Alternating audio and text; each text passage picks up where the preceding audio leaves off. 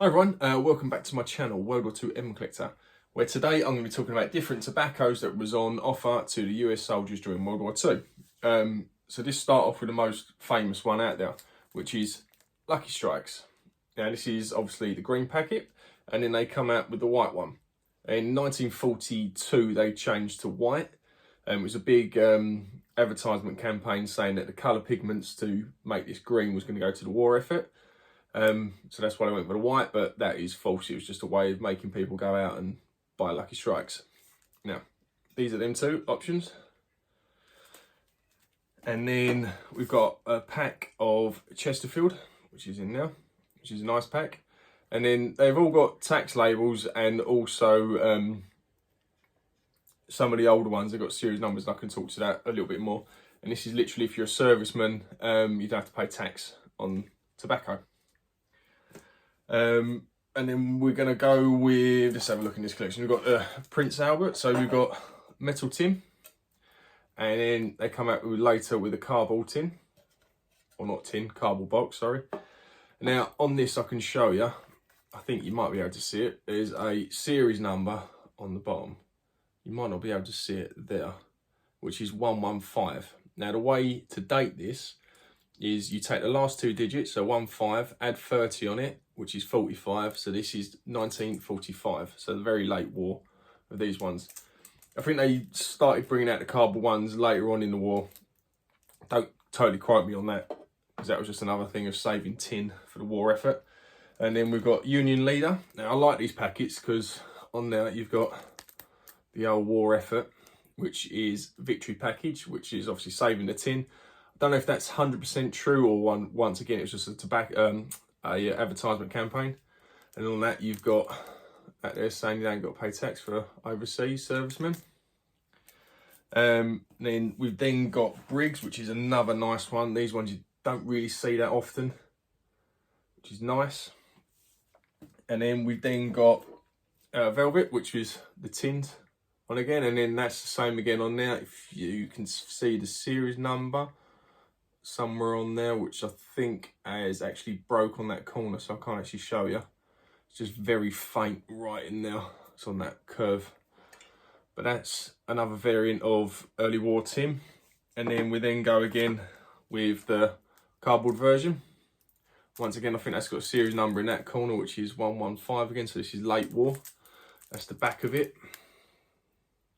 Because some of the ones that when they come out in the 1950s, the front is printed exactly the same on the back. So that's another way of kind of dating it if you can't see the series number. Then we've got really nice Kentucky Club. They're really nice. These are all with original cellophane on it. Unfortunately, that one's starting to break away. But it's really nice, really hard to get. Bond Street, that's another really good one to get if you can find them. Now this one is printed the same front and back, so there is a little bit of a discrepancy in that method that I just told you. And that's got the US forces on that, so you ain't got to pay tax on that, so that's a really nice one. And then I've got Edward, which is another nice one in the original wrapping, same again on the top, which is really nice.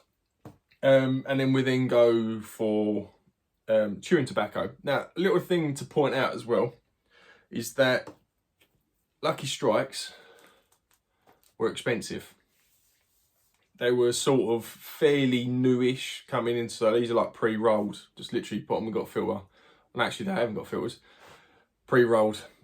These were expensive. If you was a country boy and all that from not out in the cities, you're mainly used to buying tobacco in a packet and pre-roll and then rolling them yourself, which would have been used with cigarette paper, which is different options of cigarette paper, half and half, which I've got down here. That's another one of Prince Albert, and half and half. So you would have bought that because it's cheaper to buy a box of these and these cigarette paper and roll your own. So I know most movies and you see someone with a Lucky Strike in their mouth, didn't really happen that much. And then the other options out there was chewing tobacco. Yankee Girl. Don't see this very often. Another nice version. And also these ones that are incredibly rare is the Union Standard. That's cellophane, and that is just all chewing tobacco. So you literally just tear a bit off and chew it like gum. And Top as well, that's another nice brand.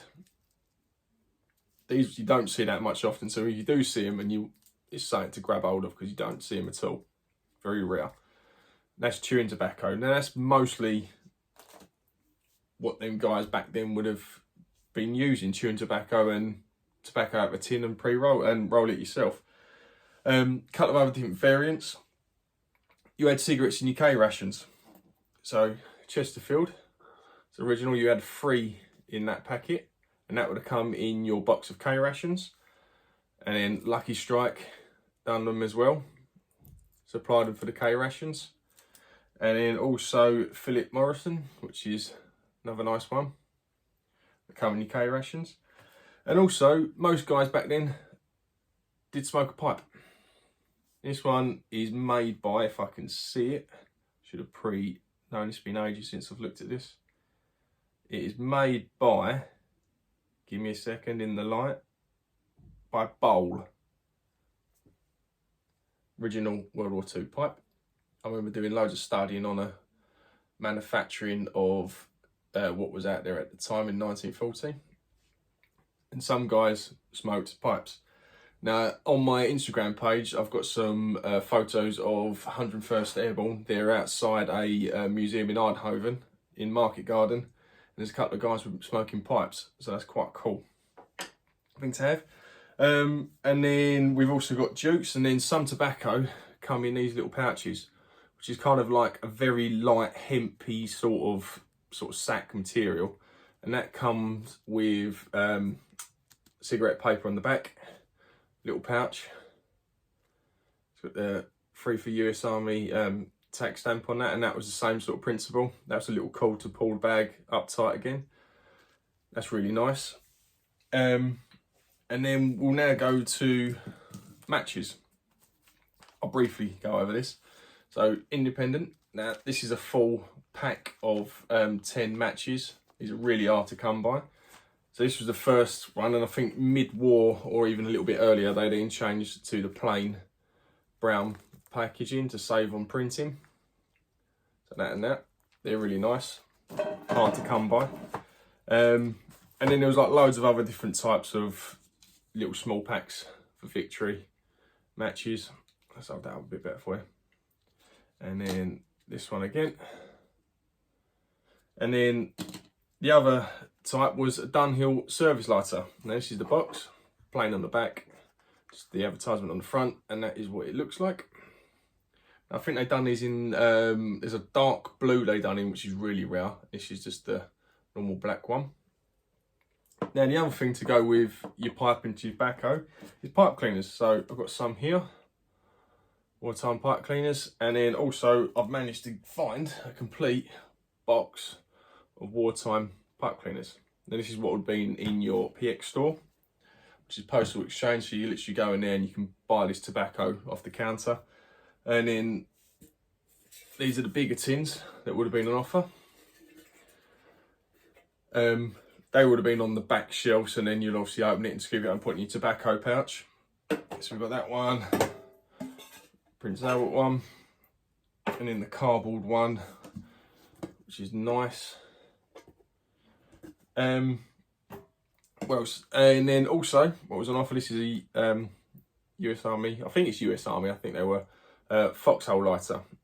And these are really cool. So it's all original in this original box. It's quite hard to come by.